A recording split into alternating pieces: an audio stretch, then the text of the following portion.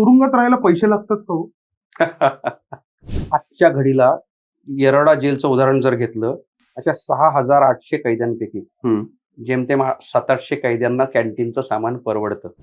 जगातली सगळ्यात कॉस्टलीस्ट मी म्हणतो की आजच्या घडीला Nariman point per square foot rate जास्त आहे का जेलमध्ये, तर मी म्हणेन जेलमध्ये. दारूमध्ये 2 प्रकारचे लोक असतात, की एक पिणारे आणि दुसरे म्हणजे चालणारे. म्हणजे तुम्ही दारू पिता का नाही पित, पण तुम्हाला दारू चालते का चालते. दरवर्षी महाराष्ट्राच्या जेलमध्ये 10 कोटी रुपयाचे तंबाखूचे पदार्थ विकले जातात. मी एकाही कैद्याचं नाव खरं लिहिलं नाही. ही घटना कुठं घडली, काय घडली, कसं घडली याच्याबद्दल मी कधीच कोणाला, कारण मला कोणाला अडचणी आणायचं नाहीये. आणि विशेषतः माझ्या कैदी मित्रांना. कैदी मित्र हा म्हणजे कारण ते माझे मित्र होते ना, त्यांनी मला 14 महिने सांभाळलंय.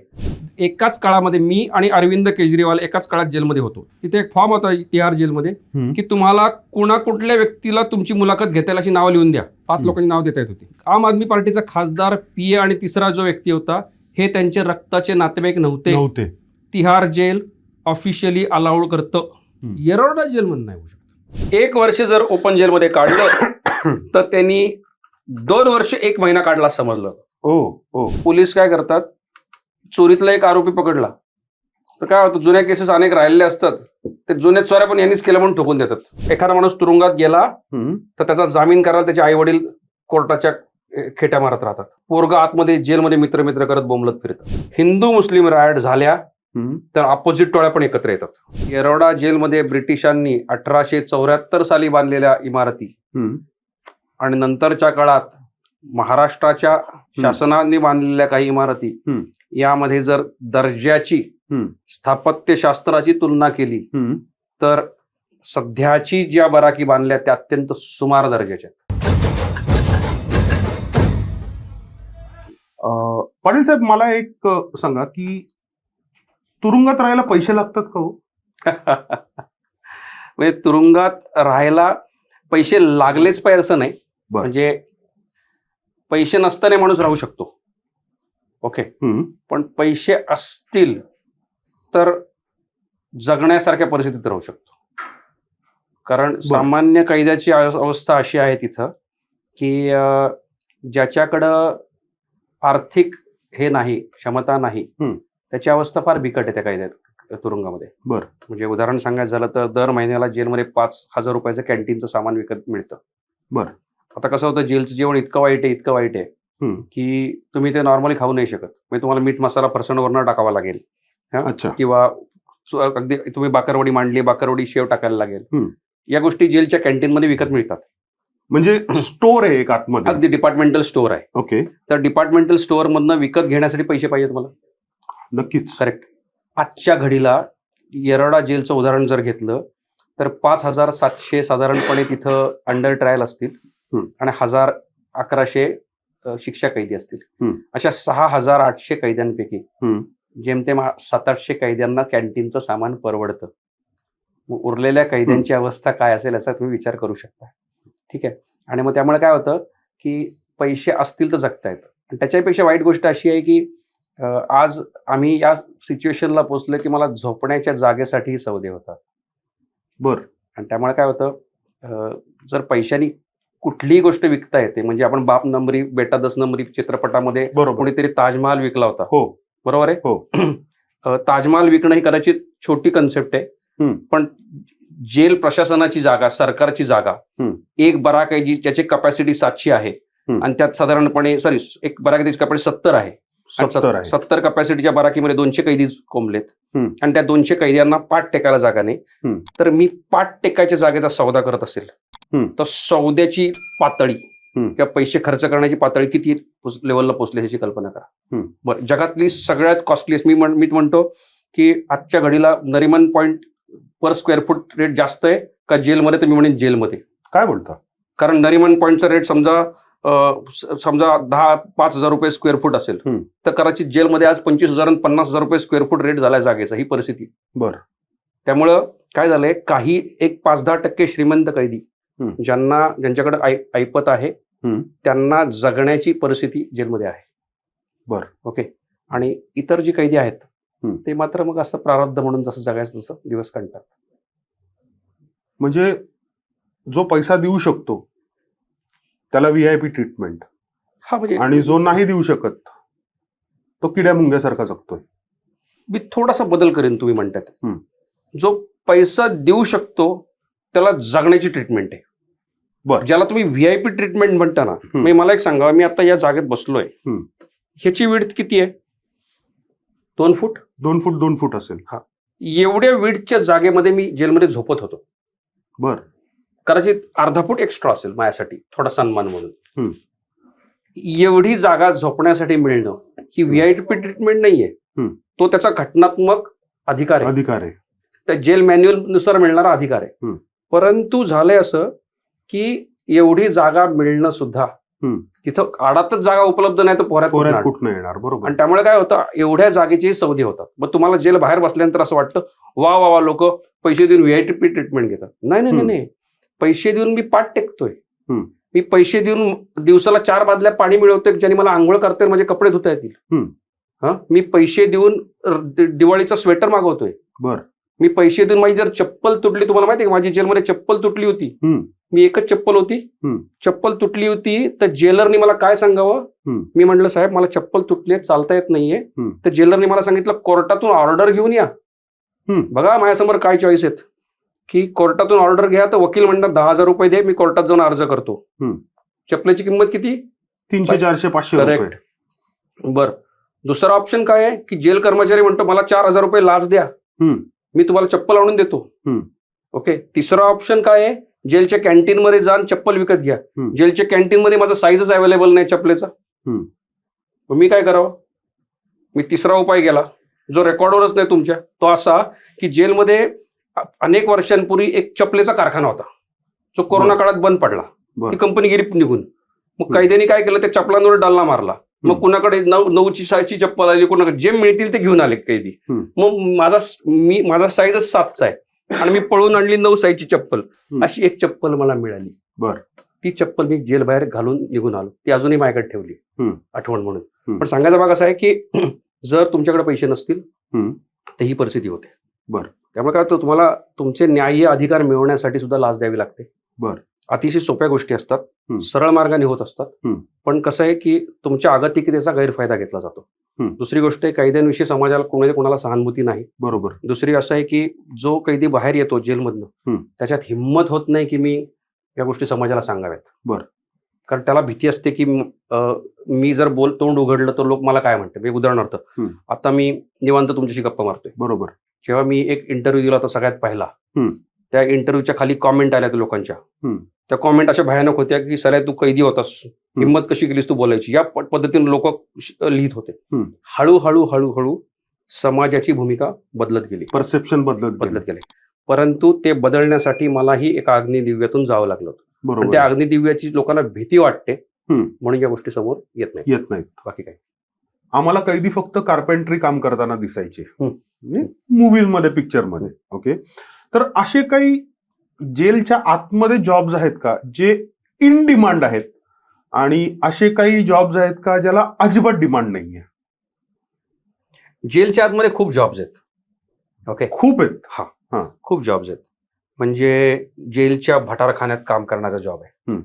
तुम्ही भटारखान्यात काम जर करायचं म्हणलं तर भाज्या कापण्याचा जॉब सोपा आहे. त्या गॅस समोर उभं राहणं अवघड आहे. गॅस किती अवघड आहे सगळं की जेलमध्ये साधारण 8 ते 10 फूट उंचीचे आणि साधारण 2-2.5 फूट घेरी असलेले किंवा त्याची जास्त घेरी असलेले मोठे हांडे वापरले जातात स्वयंपाक बनवण्यासाठी. बरोबर आहे. जर समजा 600 ते 700 किलो राईस एका वेळेला लागत असेल, 23,000 चपात्या एका वेळच्या जेवणाला लागत असेल येरवडा जेलमध्ये, तर त्या चपात्या भाजणाऱ्याला जर तिथं बसवला तर त्याची काय अवस्था असेल विचार करा. त्यामुळे ते जॉब लोकांना आवडत नाहीत. ज्या डाळ बनवण्यासाठी ज्या पळ्या वापरल्या जातात त्याचं वजन 38 ते 40 किलो आहे. 38 ते 40 किलो. याचं कारण आहे की तुम्ही विचार करा, साधारण 8-10 फूट उंचीचा हंडा आहे.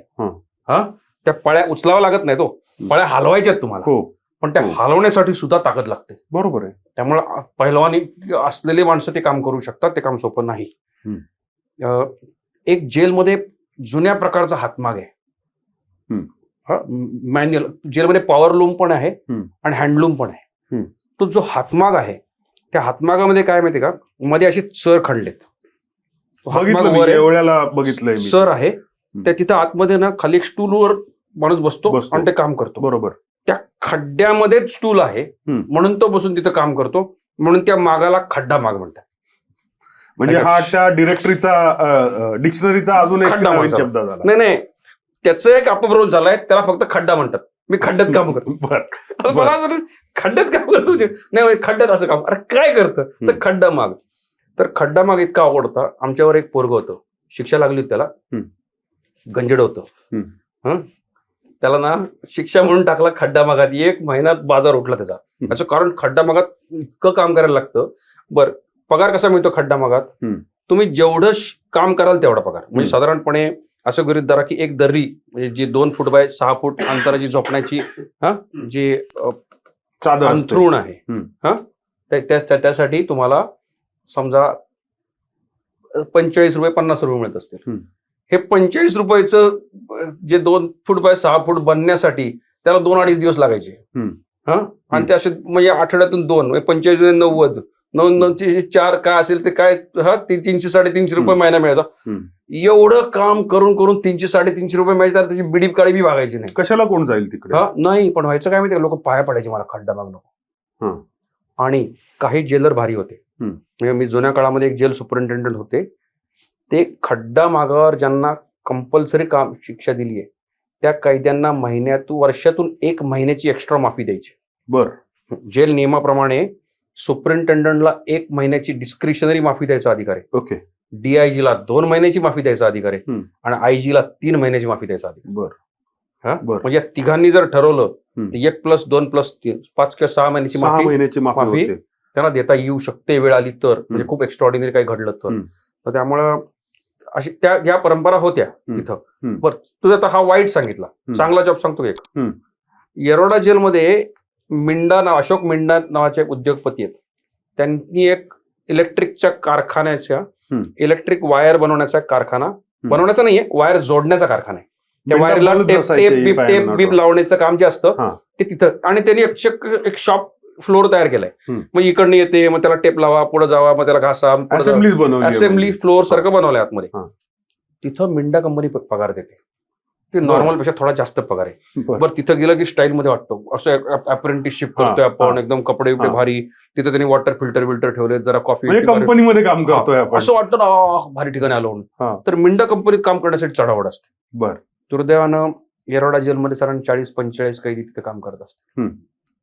पण ते आनंदात राहतात. माझ्या परिचयाचा एक कैदी होता जो त्या मिंडामध्ये काम करत होता आणि त्याने मला तिथून आल्यानंतर सांगितलं, जबरदस्त, याच्यासारखं काही नाही. त्याला वाटायचं आपण एखाद्या इंडस्ट्रीत आहोत, फक्त झोपायला असं वाटायचं ठीक आहे, पण अदरवाईज दिवस चांगला जायचा त्याचा. बरं. 2 ते 3 वेळेला ना तुम्ही गांजाचा उल्लेख केला.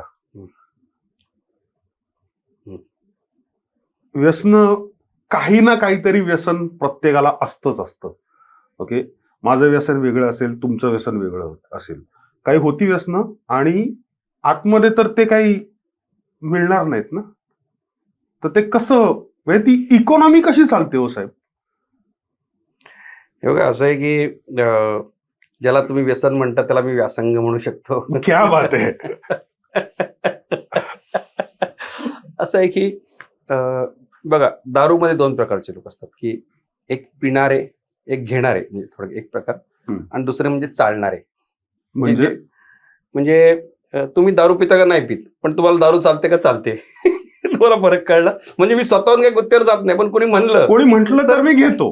अशा कॅटेगरीतले अनेक लोक त्यात मी आहे. तर त्यामुळे आम्ही चालणाऱ्या प्रकारातल्या, म्हणजे जसं नॉनव्हेज मध्ये सुद्धा अंड चालतं पण मी चिकन खात नाही, त्या कॅटेगरीतला म्हणू शकतो मी. तर मग काय होतं, अशा लोकांना फार क्रेविंग होत नाही. पण भीती काय असते माहिती का, शेवटी कसं असतं म्हणजे व्यसन ते व्यसन आहे. म्हणजे जर तुम्हाला कोणीतरी म्हणला की चला आज बसतो का, एक स्कॉच आणली, आणि तुम्ही जर एक पेकसाठी रेडी होत असाल, तर हा मनुष्य जेलमध्ये गेल्यानंतर कोणीतरी त्याला फटकन सिगरेट ऑफर केली तर आयुष्यात तो कधीच सिगरेट नसेल पित तरी देखील एक झुरका ओढू शकतो. बरं. आणि ते माझ्या बाबतीत मी अनुभवलं. तुमच्या बाबतीत झालं म्हणजे हे अचानक मला कोणीतरी सिगरेट दिली हातामध्ये, जी मी आनंदाने स्वीकारली. म्हणजे त्यात मला कुठलाही संकोच वाटला नाही, त्यामध्ये मला माझ्या मनात कुठलाच डायलेमा आला नाही. याचं कारण असं की जेलच्या पलीकडे गेलो की आपण चांगल्या आणि वाईटाच्या पलीकडे जातो. बरोबर आहे. ते म्हणजे इट्स अ डिफरंट रियाम. हे सगळं नैतिक अनैतिकच्या पलीकडची दुनिया आहे ती. बरोबर आहे. त्यामुळे काय होतं, जगण्यासाठी जे चांगलं ते चांगलं, त्यासाठी जस्टिफाय करायची मला इच्छा नाही, पण मला ते लपूनही ठेवायची इच्छा नाही. तर त्यामुळं सुरुवातीला मी कोणी झुरका दिला तर कोणी दिला तर झुरका दिला तर घ्यायचा. या पण कुठल्याही व्यसनाचं जसं क्रेविंग सुरू होतं तसं मग सुरुवातीला काय व्हायचं की कुणी ओढत असेल तर आपल्याला इच्छा निर्माण होते. मग ती इतकी वाढली की मी चक्क एकदा जाऊन माझ्या कॅन्टीनच्या सामानासोबत एक सिगरेटचं पाकिट घेऊन आलो. म्हणजे त्या कॅन्टीन मध्ये सिगरेटचं, तंबाखूचं. करेक्ट. दरवर्षी साधारणपणे 10-1 करोड रुपयाची. मी पूर्वी माझा प्रोजेक्टेड आकडा 7 कोटी होता. आता मला जे काही आकडे कळले त्याप्रमाणे साधारण दरवर्षी महाराष्ट्राच्या जेलमध्ये 10 कोटी रुपयाचे तंबाखूचे पदार्थ विकले जातात. आणि जेल प्रशासन ऑफिशियली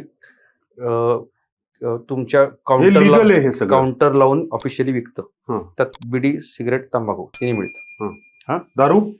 दारू मिळत नाही. कधीतरी कुठल्या तरी डिस्ट्रिक्ट जेलला येत असावी. येरवडा जेलमध्ये तर मी नाही बघितली. बरं. कारण दारू आणणं सोपं नाही जेलच्या गेटमधनं. तर त्यामुळं ती ऑफिशियली विकत घेतली. नंतर असं व्हायला लागलं की ते एकाचं 2 पाकिट झालं. एक स्टेज 3 पाकिट झाली होती. आणि जेव्हा जेलमधनं निघालो, मला आठवतं 19 मेला माझा जामीन झाला. त्या दिवशी निघताना ठरवलं की परत आता नाही घ्यायची. त्यामुळे माझ्याकडचं उरलेलं शेवटचं पाकिट, त्या शेवटच्या पाकिटात सगळ्या सिगरेट परत दिल्या. आता नाही हात लावायचे. ठीक आहे. सोपं नव्हतं ते. बाहेर आल्यानंतर मला घरचे म्हणायचे चल ना, जेवण झालं, पान खायला जाऊ. पान खायला गेलो, पानाच्या टपरीला शेजारी कोणी सिगरेट सुरू, मला डोक्यात चक्कर सुरू व्हायचं. मग ते खूप असह्य झालं.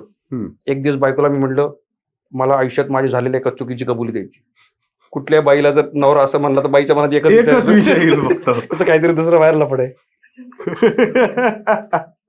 मी जेव्हा तिला म्हणले मला एक माफ कर म्हणलं, एक चूक झाली ती म्हणजे त्याची कान देऊन ऐकते.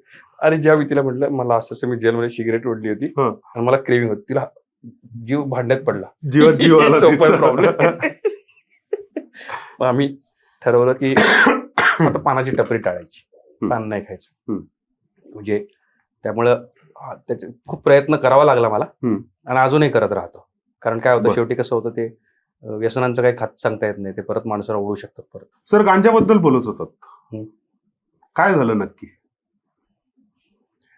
हे बघा, असं आहे की गांजाचं जे विश्व आहे ते उलगडण्याचा एकच मार्ग आहे की आपण त्यांच्यासोबत बसणे. The only way out is through it. हा, तर आता तुम्ही आता इंग्रजी भाषेत काय बोलायचं त्याचा मी मराठी अनुवाद करू इच्छित नाही. पण असं आहे की त्या लोकांबरोबर तुम्ही बसताय, ती अत्यंत क्लोज दुनिया आहे. त्या दुनियेतला माणूस त्या दुनियेच्या बाहेरच्या माणसाशी काहीच संवाद करत नाही. मला म्हणजे तुम्ही गांजा पिणारे म्हणताय का? गांजा तस्करीचा रॅकेट असलेले सगळे लोक, ओके, त्यात गांजा मागवणारे, गांजा मळणारे, ओढणारे, डिस्पोज करणारे, विल्हेवाट लावणारे, किंवा गांजाची तयारी करणारे, हे सगळी मंडळी आली. तुम्ही त्या विश्वामध्ये तोपर्यंत प्रयत्न तुम्ही शिरू शकत नाही जोपर्यंत त्यांना तुम्ही आपले वाटत नाही. बरं. आता तो आपलेपणा वाटावा म्हणून आपण त्यांच्यासोबत बैठक करावी लागते. समजून घ्या, बैठक करणं म्हणजे गांजा ओढणे नाही. ओके, म्हणजे असं डील क्रॅक करावी लागते. हा, म्हणजे कसं होतं माहिती का तुम्हाला की तू कुणीतरी गांजा ओढतय आणि तो गांजाचा धूर तुमच्या आसपास पसरलेला आहे आणि तुम्हाला त्यापासून कुठलंच अस्वस्थ वाटत नाही किंवा त्याला तुमच्याबद्दल एवढा विश्वास निर्माण झाला की आता हा मनुष्य माझ्याबद्दल सांगणार नाही. अगदी. तेव्हा तो मनुष्य हे करतो. आता तो तेवढा आत्मविश्वास निर्माण करायला वेळ जातो. असे माझ्या बरोबरचे अनेक लोक होते की बघून मला आठवतंय की एकदा कुणीतरी मला कोणीतरी चिलीम पेटवली होती आणि मला ती चिलीम एकदा ओढायला दिली होती. आणि ती चिलीम ओढल्यानंतर मी अख्खा 180 अंशातून भिरभिरलो होतो. त्या मला असं वाटलं होतं की जेलचं कौलर जे ते कौलं खाली गेले खाली. तर वरचं हे वर आली आहे. हम्म. हा त्या मला असं वाटलं की चंद्र खाली आहे असं आपण उलटे आहोत हम्म. 2-4 मिनिटं. पण ते काय होतं मला माहित नाही. हम्म. हा ते होतं. हम्म. पण बहुधा त्याला मी नाही म्हणलो नाही म्हणून पुढच्या गोष्टी उलगडत गेल्या. बर. हा? आणि कारण काय होतं, लोक तोपर्यंत तुमच्याशी बोलत नाहीत. हम्म. बऱ्याचदा असं म्हणतो ना की आपण इंटेलिजन्सचं काम करणार माणूस असतो ना, जोपर्यंत समोरच्याला आपण बाटलीत उतरवत नाही हो. तोपर्यंत कोणी बोलत नाही. बरोबर. आणि बाटलीत उतरवायचा एकच उपाय आहे की जेव्हा समोरचा माणूस 3 पेग पितो तर तुम्हाला तेव्हा एक त्याला पेग 5 पेग पाजायचे आणि मी 1 पेग प्यायचा. त्यामुळं ते काय होतं हे मला सांगणं अवघड आहे. बर. परंतु त्या प्रयोगाची प्रांजळ कबुली देण्याशिवाय माझ्याकडे पर्याय नाही. खूप करेज लागतं हे ऍक्सेप्ट करायला की मी हे सगळं केलंय म्हणून. हे बघा काय आहे की कदाचित मी हे पुस्तकात नाही लिहिलं ऑफकोर्स. आणि मी आजपर्यंत कुठल्याच पॉडकास्टमध्ये या लेवलपर्यंत आलो नाही.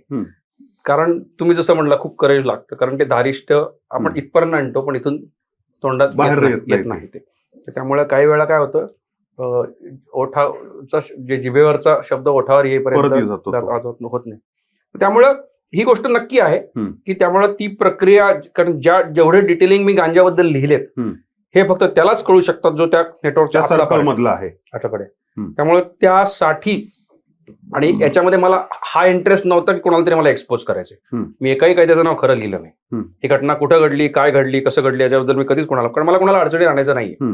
आणि विशेषतः माझ्या कैदी मित्रांना. कैदी मित्र हा म्हणजे कारण ते माझे मित्र होते ना. बर. त्यांनी मला 14 महिने सांभाळलंय. त्यांनी मला माझ्या कठीण काळात साथ दिली. आणि साधी गोष्ट, मी इतका नतद्रष्ट नाही की बाहेर आल्यानंतर पुन्हा एकदा आपण एखाद्या प्रतिष्ठित माणसाचा अंगरखा घातला म्हणजे सॉरी आपला काय संबंध नाही, सॉरी माहिती आजही मित्र आहे. नाही, पण तुमच्या फेसबुकवरती मी बघतो तुम्ही याच्याबद्दल म्हणजे तुमच्या त्या कैदी मित्रांबद्दल लिहित असता. हा, मी मुलाखती घेतो त्यांच्या. हो. हा, म्हणजे जसं तुम्ही आत्ता गप्पा मारतो तसं मी त्यांच्यावर गप्पा मारतो, लोकांना त्यांचा पर्स्पेक्टिव्ह कळा म्हणून. त्यामुळे 2 हेतू असतात. एक म्हणजे लोकांना हे कळावं की मी काही फिक्शन नाही लिहिलं, these are real stories of real people. Okay. दुसरी गोष्ट अशी की जेव्हा मी त्याच्याशी बोलतो, कारण काय असतं समाजाचं असं झालंय, एखाद्या माणसाचा वर कैदी म्हणून शिक्का बसला की समाज म्हणतो सॉरी तौबा, मला याच्याबद्दल माहिती करून घ्यायची इच्छा नाही, मला समजून घ्यायची इच्छा नाही, मला याच्या सावलीला उभं राहायचं नाही. अशा माणसाची आयुष्याची कहाणी जर समोर आली तर समाजाला विश्वास बसतो की नाही बाबा, माणसं सुधरू शकतात, माणसं चांगल्या वळणाला लागू शकतात. म्हणजे या माणसावर कुठला तरी आरोप होता, तो खरा खोटा न्याय व्यवस्था बघेल, हा माणूस त्यातून बाहेर पडलाय आणि आता एक सन्मानाचं आयुष्य जगतोय की जेणेकरून तो समाजाला कुठलाच धोका नाही. हा आत्मविश्वास निर्माण करणं, ही आशा निर्माण करणं, ते फार महत्वाचं आहे. ते काम त्यातून होतं. बर. परत पुस्तकाकडे येऊया. शेवटचा जो चॅप्टर आहे त्याच्यामध्ये तुम्ही अनेक अशा गोष्टी मेन्शन केलेल्या आहेत ज्या तुरुंगात सुधारण्याची गरज आहे. ओके. हे पुस्तक नक्कीच मला माहिती आहे की सरकार दरबारी पोचलेलं आहे, हे त्यांनी वाचलेलं असेल, तर तो काही फीडबॅक आलाय का आपल्याकडे? हे बघा, त्यांनी भले काही बोध घेतला असेल किंवा नसेल, ते इतके उदारमतवादी नाहीत की ते आम्हाला येऊन फीडबॅक देतील तुम्ही सांगितलं म्हणून केलं बरं का. याचं कारण असं आहे की जेल मॅन्युअल तर 1969 साली तयार झाले ना, आणि तेच आजपर्यंत जर म्हणलं की तुम्ही सांगितलं म्हणून झालं, मग जेल मॅन्युअल झाल्यापासून आतापर्यंत काय 50-60 वर्ष झोपला होता का, हा प्रश्न कोणी विचारू शकतं. खरंय. त्यामुळं ते शक्यतो तितका औदार्य दाखवणार नाहीत. फक्त काही सुधारणा नैसर्गिकरित्या घडल्यात. त्यात आपण राज्य सरकारला किती क्रेडिट द्यावं माहित नाही. उदाहरणार्थ ई प्रिझन्स नावाची एक वेबसाईट सेंट्रल गव्हर्नमेंटने चालू केली. ई प्रिझन्स. ओके. त्या ई प्रिझन्सच्या माध्यमातून तुम्हाला ऑनलाईन मुलाखत घेता येतात. बरं. ऑनलाईन मुलाखत टाकता येतात. त्याच्यानंतर कैद्यांशी तुम्हाला म्हणजे काय होतं, सर्वात महत्वाचा भाग मुलाखतीचा आहे ना. वकिलांना ऑनलाईन भेटता येतं, कुटुंबियांना ऑनलाईन भेटता येतं. पूर्वी माझ्यासोबत एक झारखंडचा कैदी होता, जवळजवळ 2 वर्ष त्याच्या घरचं कधीही जेलमध्ये येऊ शकलं नाही. ओके. ओके. का? कारण त्याचा एक मावस भाऊ इथं राहायचा पुण्यामध्ये, पण कायद्याप्रमाणे मावस भावाला मुलाखत घेता येत नाही. असं पण कारण मावस भावाचं आडनाव वेगळं असतं ना, आडनाव सेम पाहिजे. म्हणजे तुम्ही पाटील आहात तर तुम्हाला भेटायला फक्त माझे पाटीलच येऊ शकतो. माझे सासऱ्यांचं आडनाव नाईके, हा. ते नाही येऊ शकत. अजब आहे हे सगळं. हा, ऐका, एकाच काळामध्ये मी आणि अरविंद केजरीवाल एकाच काळात जेलमध्ये होतो. ते कमी काळ होते, मी जास्त काळ होतो. बर. ठीक आहे. हा. आणि अरविंद केजरीवाल जेव्हा तिहार जेलमध्ये एंट्री करत होते तेव्हा त्यांना विचारण्यात आलं की तुम्हाला, तिथे एक फॉर्म होता तिहार जेलमध्ये, की तुम्हाला कुठल्या व्यक्तीला तुमची मुलाखत घेता येईल अशी नावं लिहून द्या. अरविंद केजरीवालने कोणाचं नाव दिलं? कुटुंबातले 2 सदस्य, 5 लोकांची नाव देता येत होती. 2 सदस्य कुटुंबातले, एक आम आदमी पार्टीचा खासदार, एक त्यांचा PA, आणखी एक व्यक्ती, असे 5 लोकांची नावं लिहून दिली त्यांनी. आम आदमी पार्टीचा खासदार, PA आणि तिसरा जो व्यक्ती होता हे त्यांचे रक्ताचे नातेवाईक नव्हते. तिहार जेल ऑफिशियली अलाउड करतं. तिहार जेल अलाउ करतं. येरवडा जेलमध्ये नाही होऊ शकत. आणि येरवडा जेल तर इतकं महान आहे की समजा दक्षिणात्य माणूस गेला, दाक्षिणात्य माणसाला आडनावच नाही. माझं नाव काय P साईनाथ, तुम्ही माझे भाऊ, तुमचं नाव काय P Sadashiv, no, DNA report घेऊन या म्हणणार. बरं, तुम्हाला माहिती का, मी तर पुस्तकात असं लिहिलंय की लग्नानंतर बायकोनी नवऱ्याचं नाव लावावं ही परंपरा सुद्धा जेल नियमांना अनुसरून सुरू झाली असावी. कारण माझी बायको लग्नानंतर कित्येक, मी कसं माहिती का, थोडा मी पण कसं आहे, स्त्रीवादी चळवळीच्या लोकांबरोबर राहून राहून मोठा झालोय. त्यामुळं माझ्या बायकोनी कित्येक वर्ष तिचं आडनाव चालू ठेवलं होतं. माहेरचं आडनाव. मी म्हणलंय बघ, तुझा निर्णय आहे, तू कुंकू लावायचं तुझा चॉईस आहे, मंगळसूत्र तुझा चॉईस आहे, मला काय नाही फरक, आपला निवांत होतो. नशीब तिने स्वतःहून नाव चेंज केलं, नाहीतर ती नायकच झाली असती आणि त्या कधी तुम्हाला भेटू शकलं नसतं. त्यामुळे काय झालं, एकाच काळामध्ये केजरीवालांना त्यांचा PA भेटू शकतो, मला माझे सासरे नाही भेटू शकत. आणि हे राज्यघटनेच्या एकाच देशामध्ये 2 राज्यामध्ये सेम राज्यघटना आहे. म्हणजे हा नतद्रष्टपणा महाराष्ट्रातल्या जेल प्रशासनाचा आहे. आणि मी तुम्हाला खात्री देऊन सांगतो, यात 1% बदल झाला नाही. तुम्हाला माहिती का, सर्वात डेंजरस गोष्ट, कोल्हापूरच्या कळंबा जेलला जाऊन बघा, तिथे एक बोर्ड लावलाय की जेल नियमानुसार फक्त खालील रक्ताच्या नातेवाईकांना भेटता येईल. बायको माझी रक्ताची नाते असते का? नसते. त्यांना कोणीतरी जाऊन शिकवा, DNA, जेनेटिक्स, बायोलॉजी शिकवा. पण ही अशी लिहिलेत नावं. आणि त्यामुळे काय होतं की माझ्या काळामध्ये एक मटका किंग होता. त्याचा सख्खा मावस भाऊ मुलाखतीला यायचा. त्याला विचारायचं, मला आढळलं, तुला कसं आलं? म्हटलं, तो बाहेर ड्युटीवर कर्मचाऱ्याला 5,000 रुपये देऊन टाक, तुला परवानगी दिली. लक्षात येतं तुमच्या? हा ऑर्गनाइज पद्धतीनं चालणारा भ्रष्टाचार चालू राहावा म्हणून अशा प्रकारचे आम्ही बॅरियर्स तयार करत राहिलोय. त्यामुळे महाराष्ट्रातल्या पेक्षा इतर जेल जी होती इथं या गोष्टी फार सुकर होत्या. तर तुम्ही जो प्रश्न विचारला होता की काय सुधारणा घडतायत, काही सुधारणा घडल्या नाहीत, काही सुधारणा चांगल्या घडल्यात. त्यातली एक गोष्ट चांगली सुधारणा म्हणजे फोन चालू झालेत. आणि त्यामुळे आठवड्यातून 3 दिवस कैद्यांना फोनवर बोलता येतं. माझ्या सोबत राहिलेला छत्री होता, तो आजही बिचारा जेलमध्ये आहे. त्याचे 2 वर्ष घरचे भेटायला नाही आले. आता तो आठवड्यातून 3दा कॉइन बॉक्सवरून घरच्यांना फोन करतो. तो 1000 करू शकतो फोन. त्याचे घरचे नाही करू शकत. घरच्यांना फक्त एक अप्रूव्ड नंबर आहे, त्या नंबरला त्यांना फोन करता येतो. अशा या काही गोष्टी होत आहेत. मुलाखत कक्षाची अवस्था पूर्वी फार वाईट होती, आता कमी वाईट आहे. एवढ्या सुधारणा आहेत. जे आम्ही जेल पिक्चर मध्ये बघतो तसंच खरं असतं का होते? पिक्चरमध्ये एवढं रिअलिस्टिक जेल नाही दाखवलं कोणी. म्हणजे तुम्ही बघा शोलेमध्ये हम अंग्रेजो के जमाने के जेलर है, पिस्तौल जेल, फार भारी जेल दाखवलं. असं जेल एवढं कधीच नाही बघितलं मी. एवढं स्वच्छ कधीच नाही बघितलं. एवढं स्वच्छ म्हणजे घासून पुसून पण आम्ही कधी एवढं स्वच्छ जेरोडा नाही पाहिलं. ते म्हणजे कुठं माहिती का, फक्त महात्मा गांधी यार्ड, टिळक यार्ड, जिथं लोक येतात ना फोटो काढायला, जज लोक येतात, ते एवढं स्वच्छ ठेवायचं, बाकी बकाल घाण. ठीक आहे. तर त्यामुळं जेल तितकं रिअलिस्टिक नाही. तर मी तुम्हाला एक उदाहरण देतो. महाराष्ट्रात एक खूप मोठे मराठी अभिनेते प्रदीप कबरे, आपण नाव ऐकलं असेल, मोठे विनोदी अभिनेते. कबरे सरांनी माझं पुस्तक वाचलं. त्यांनी मला फोन केला आणि मला म्हणाले, पूर्वी एक कलम 302 चित्रपट आला होता, त्या चित्रपटामध्ये मी कैद्याची भूमिका केली होती. त्या चित्रपटांमध्ये अशोक मामांच्या 10 का 12 भूमिका आहेत त्या चित्रपटामध्ये. तर त्या चित्रपटामध्ये कुलदीप पवार पण होते, मी चुकत नसेल तर. कलम 302 चित्रपटासाठी यांचं शूटिंग त्यावेळी औरंगाबादच्या सेंट्रल जेलमध्ये व्हायचं. मला ते म्हणाले तिथे मी 8-10 दिवस राहिलो. मी तुरुंग अधिकाऱ्यांबरोबर पण फिरलो. हम्म. मला त्या 10 दिवसामध्ये तुरुंग अधिकाऱ्यांवर फिरून सुद्धा किंवा त्या चित्रपटात काम करून सुद्धा जे जेल नाही समजले ते याच्यात समजलं. बर.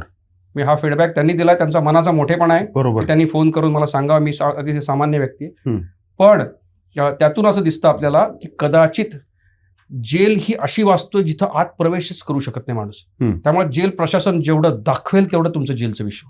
म्हणजे डोळे बांधलेत तुम्ही आणि तुम्ही हत्तीला एकाने पाय पकडलाय तुम्हाला हत्ती खांबासारखा वाटतोय. खरंय. हा, त्यांनी हत्तीची शेपूट पकडली तुम्हाला हत्ती दोरीसारखा वाटतोय. हत्तीचे तुम्ही सोंड पकडली तुम्हाला हत्ती नळीसारखा वाटतोय. अशा प्रकारे जेलचं ज्ञान हे फक्त बिट्स अँड पीसेस मध्ये होतं. मी फक्त अख्खा हत्ती उलगडून दाखवला. ऍब्सोल्युटली. आणि तेच या पुस्तकाचं यश आहे की कुठेतरी आम्ही कधी हे आतनं बघितलं नाही, आम्हाला बघायचं पण नाहीये, पण आम्ही कधी हे आतनं बघितलं नाही. अनेक लोकांनी हे फक्त बाहेरनच बघितलंय, जसं मी मगाशी बोललो.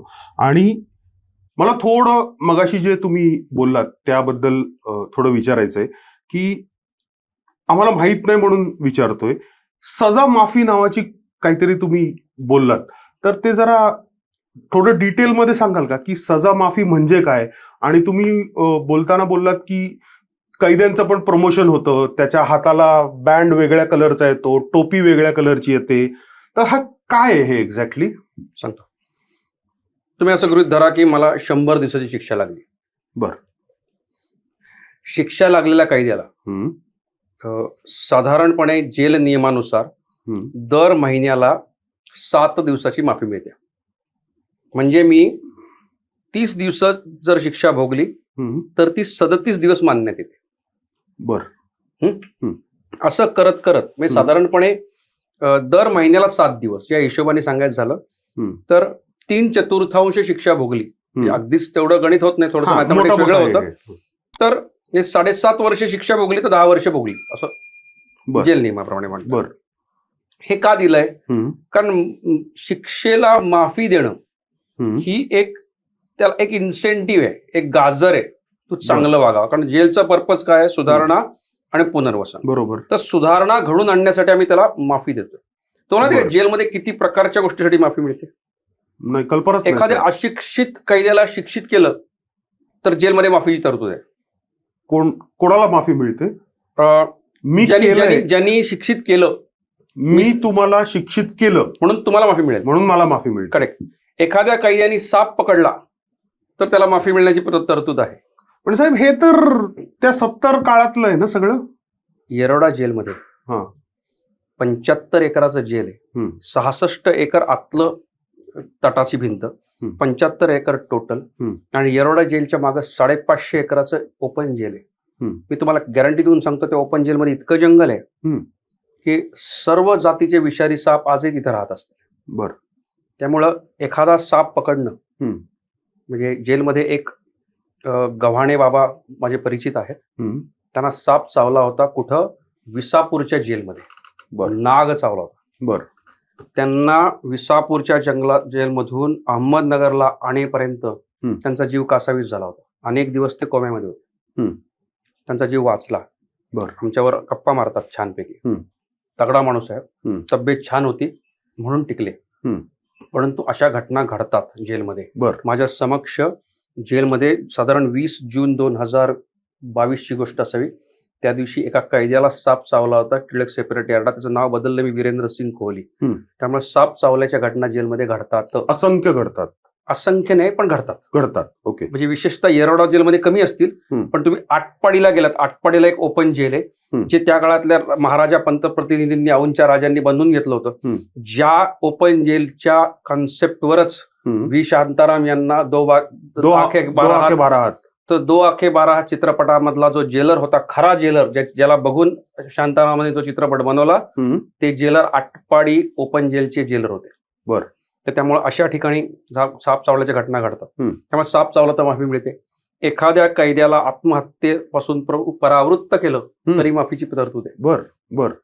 तसं जर एखादा कैदी सिनियर झाला तर असं करत 7 दिवस दर महिन्याला, असं करत 400 दिवसाची माफी पूर्ण झाली. साधारण त्याला 5 वर्ष लागतात. 5 वर्ष तो आतमध्ये राहिला शिक्षा लागलेला कैदी म्हणून शिक्षा लागलेला कैदी असेल, त्यात अंडर ट्रायलचा पिरियड पकडला जात नाही, ही समस्या आहे. ते आपण नंतर त्याच्यावर वेगळं मंथन जरुरी आहे प्रशासनामध्ये. नक्कीच. पण शिक्षेचा जो कालावधी 400 दिवसाची जर माफी पूर्ण झाली तर याचा अर्थ असा की 400 दिवस तू कन्सिस्टंटली चांगला वागलास, चांगलं काम केलंस. कारण माफी कधी मागे घेता येते माहिती का तुम्हाला? मागे घेता येते. म्हणजे समजा 400 दिवसाची एखादी माफी पूर्ण झाली असेल आणि नंतर तो गांजा फुकताना सापडला तर 400 दिवसाची माफी काढून टाकता येते, पुन्हा ये रे माझ्या मागल्या. आणि त्यामुळे माणूस कायम दबावाखाली राहतो की शिक्षा लागलेला कैदी स्वतःसारखा सरळ असतो. अंडर ट्रायल नुसतं बोंबलत फिरतो. शिक्षा लागलेला कैदी कधीच नाही वाकडे तिकडे वागत. त्याला माहिती एक एक दिवस जेलमध्ये काढणार, दिवस इम्पॉर्टंट आहे. त्यामुळे 400 दिवस इज इक्वल मीज मोर दॅन 1 इयर. बरोबर आहे. 550 दिवस म्हणजे जवळजवळ 1.5 वर्ष, 2.5 वर्ष. तर मग त्यामुळे 550 जेव्हा 400 दिवसाची माफी पूर्ण झाली याचा अर्थ माणूस चांगला आहे. मग त्याचा सन्मान म्हणून आम्ही त्याला एक वॉचमन, मराठीमध्ये त्याला रात्र पहारेकरी असं म्हणतात. बरं. पण त्याला कुठली कामं दिली जातात? दिवसातली कामं दिली जातात, असं काय रात्रीच कामं देतात नाही. पण ते सन्मानाचं पद आहे. आणि त्याला वॉचमनला महिन्यातून 8 दिवसाची माफी मिळते, 1 दिवस एक्स्ट्रा मिळतो. म्हणजे नॉर्मली 7 दिवस मिळतात, थोडा प्रमोटेड आहे म्हणून ह्याला 8 दिवसाची मिळते. 1 दिवस पण महत्वाचा आहे. ऑफकोर्स. वर्षातून 12 दिवस देतो तुम्ही त्याला एक्स्ट्रा. तसं वर्षातून 12 दिवस वॉचमनला देत असाल तर मी त्याच्या वरचं पद म्हणलं वॉर्डनचं पद. त्याला 550 दिवसाची माफी पूर्ण झाल्यानंतर तुला वॉर्डन म्हणतो. त्याला जसं वॉचमनला 12 दिवस एक्स्ट्रा देतो आपण माफी, वर्षाला वॉर्डनला 24 दिवस देतो. डबल झाले, म्हणजे महिन्याचे 9 दिवस माफी झाली. ओके. असं ह्याच्या पुढची एक स्टेज आहे की जेव्हा वॉर्डन होतो, कधी कधी वॉचमन लेवललाही प्रमोशन होऊ शकतं. आजकाल काय झालं, मी तुम्हाला आटपाडीचं खुलं कारागृह म्हणलं, तशी महाराष्ट्रात 5-6 खुली कारागृह आहेत. म्हणजे पैठणचं खुलं कारागृह आहे, विसापूरला खुलं कारागृह आहे, किंवा येरोडा खुलं कारागृह आहे महाराष्ट्रातलं. तर या खुल्या कारागृहांमध्ये शिक्षा लागलेले ते कैदी जातात की ज्यांच्याबद्दल प्रशासनाला खात्री आहे की हा माणूस चांगला आहे. बरं. तिथं ओपन असतं, मग तिथं लोक कैदी भाज्या पिकवतात, सायकलवर जाऊन बाहेर भाज्या विकतात, घेऊन येतात ते त्याचे पैसे, ते काय असेल ते, बाहेर वॉशिंग सेंटरला काम करतात, जेलच्या बाहेर पण 1-2 हॉटेल पण चालवतात. म्हणजे कैदी शिक्षा भोगतोय, तो जेलमध्ये आहे टेक्निकली, करेक्ट, पण तो बाहेर जाऊन नोकरी व्यवसाय करू शकतो. नाही, सकाळी 6 ते संध्याकाळी 6 त्याला ओपनिंग आहे. त्या कालावधीत त्याला त्या जेलच्या व्यवस्थेप्रमाणे त्याला बाहेरही जाता येतं. मी तुम्हाला म्हणजे तुम्ही येरोडा जेलमध्ये जर गेलात तर येरोडा जेलमध्ये एक वॉशिंग सेंटर जिथं बाहेरच्या गाड्या स्वच्छ केल्या जातात. बरं. त्या वॉशिंग सेंटरवर शिक्षा लागलेले कैदी काम करतात. बरं. पण ते जेलच्या बाहेर आहे. जेलच्या बाहेर आहे. बरं. आणि तो निवांत फिरतो. तुम्ही आता येरोडा जेलमध्ये गेलात ना, तिथे जेलच्या बाहेर काही रस्त्यावर साफसफाई करणारे कैदी दिसतील, ते शिक्षा लागलेले कैदी. आम्हाला कळतं का हे कैदी आहेत? हा प्रश्न, कैदी पोशाख घातला किती. ओके. त्यामुळे तो तिथं आहे. त्यामुळं ओपन जेलच्या कायद्याचं वैशिष्ट्य सांगतो तुम्हाला. दर 12 महिन्याला त्याला 13 महिन्याची माफी मिळते. 12 महिन्याला 13 महिन्याची माफी मिळते. त्यामुळे 1 वर्ष जर ओपन जेलमध्ये काढलं तर त्यांनी 2 वर्ष 1 महिना काढला समजलं. पण सगळेच जण त्या ओपन जेलमध्ये नाही जाऊ शकत ना? करेक्ट. कारण असं आहे की ओपन जेलला जाण्याची प्रक्रिया जी आहे ती साधारणपणे त्याची एक कमिटी बसते. IG, DIG, सुपरिंटेंडंट. आता ही कमिटी कधीतरी वर्षातून एखादीच बसते. वॉर्डन बनवण्यासाठी पण कमिटी असते. त्या बऱ्याच वेळा असं असतं की या गोष्टीचा बॅकलॉग राहतो. लोक विनंत्या करत राहतात की आम्हाला ओपनला पाठवा. पण ओपनला जाणं, मग माझ्यासोबत एक वॉचमन होते, ते वर्षभर मला सांगत होते मला आता ओपनला जायचं, मला ओपनला जायचंय, अर्ज देतायत, कमिटीच बसत नाही. बसली, संत माणूस होता, एकदम सज्जन साधा माणूस होता, गेला ओपन जेलला. ओपन जेलला गेले, सुटून आले. आता पुण्याजवळच जेजुरीच्या जवळ त्यांचं एक गाव आहे, ते शेती करतात. मला मधनं फोन करतात, गवार लावलीये, पाठवतो. गपचाल माणूस साधं आयुष्य जगते. ते काय पुन्हा गुन्हेगारी. ओपन जेलमध्ये असं कंपाऊंड, तारेचं कुंपण आहे. पण ते कंपाऊंड तारेचं कुंपण असेल हो, पण तिथं असे काय उंच 10 फूट 20 फूट काय दगडी वॉल नाहीत. बरं. मी ओपन जेलला मुलाखतीला जातो ना, तर ओपन जेलला जाऊन बसलो वकील म्हणून, तो कैदी येतो, मग आम्ही फतकल म्हणून बसतो, गप्पा मारतो, काय लोड नाही घ्यायचं. नंतर नॉर्मल येरोडा कारागृहात जायचं तर काचेच्या पलीकडे तो उभा आहे, मग त्यांनी रिसिव्हर उचलायचा, तो रिसिव्हर 10 वेळा हळत नाही, मग त्याची वायर अशी हाडवत बसायची. बरं, तो काय म्हणतो मला कळेपर्यंत वेळ संपते. त्यामुळं ओपन जेलला टेन्शन नाही. ओपन जेलचा अजून घरी गोष्ट सांगतो की एखादा कैदी ओपन जेलला आहे, त्याची बायको येते, ती येऊन गप्पा मारते. हम्म. दिवसभर बायका, पोरं, आईबाप, सासू सासरे येऊन बसते तिथं. आडनाव नाही, पाटील नाईक, टेन्शन नसतं, काही नाही, काय नाही लोट. हा. येतच बसते, गप्पा मारतात, हा. जातात. संध्याकाळी त्यामुळे मी ओपन जिल्हा अनेक वेळा बघतो हा. की एक असं मोठं असं एक बसायला जागा सर केली आहे, वरती छतबीट टाकले, तिथं 5-50 माणसं कायम बसलेली असतात. बरं. ते कैद्यांचे नातेवाईक असतात. आता होतं काय की तो कैदी म्हणतो ठीक आहे मी तुरुंगात आहे मान्य, पण तो कुटुंबापासून तोडला नाही गेला ना. बरोबर. त्यामुळे त्याला काय होतं माहिती का, त्याच्यामध्ये ते डिप्रेशन घेत नाही, त्याला काय मानसिक आरोग्याच्या आजाराच्या गोळ्या खावा, कारण तो कुटुंबाशी, म्हणजे आता काय पूर्वी कसं होतं, तो कुटुंबात राहायचा, आता कुटुंब इकडे येतं. पण संध्याकाळी परत कुटुंब जात, कुटुंब घरी. अजून एक सोय आहे की आटपाडीचं जे कारागृह आहे त्याला म्हणतात निवासी खुले कारागृह. म्हणजे याचा अर्थ असा की तुम्हाला कैद्याला त्याची फॅमिली येऊन शिफ्ट होता येतं. आता एकच अडचण आहे की फॅमिली विचार करते चला गुन्हा केलाय त्यांनी, म्हणून त्याच्यावर सगळ्या वाल्या कोळ्याच्या बायका असतात, ते म्हणतात मी तुझ्या बापात सहभागी होणार नाही, त्यामुळे तुझं तू तिथं जा, मी म्हणणार भेटेल. पण हे किती छान आहे साहेब. नाही हे बघा कसं आहे माहिती का, उलटा विचार करतो. नवऱ्यानी गुन्हा केलाय म्हणून बायकोने आज जा अपेक्षा आहे.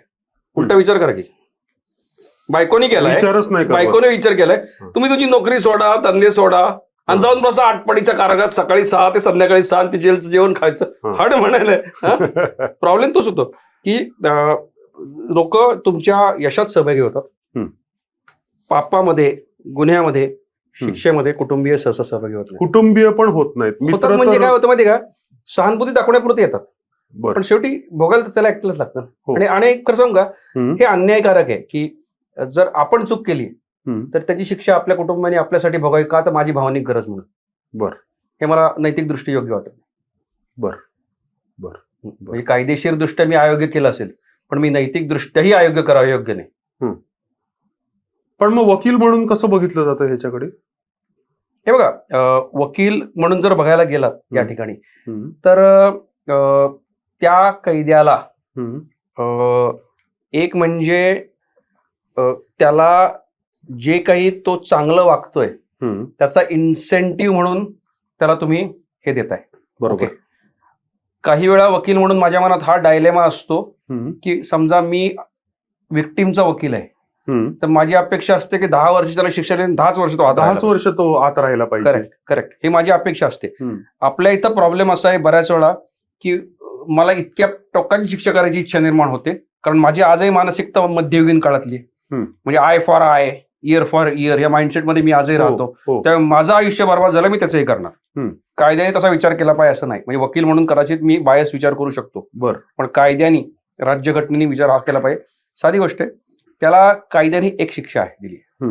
दुसरी गोष्ट अशी की जर त्याला 10 वर्षाची शिक्षा दिली आहे तर 10 वर्षाची शिक्षा लागलेले सगळेच लोक एकाच प्रकारे वागतात असं नाही.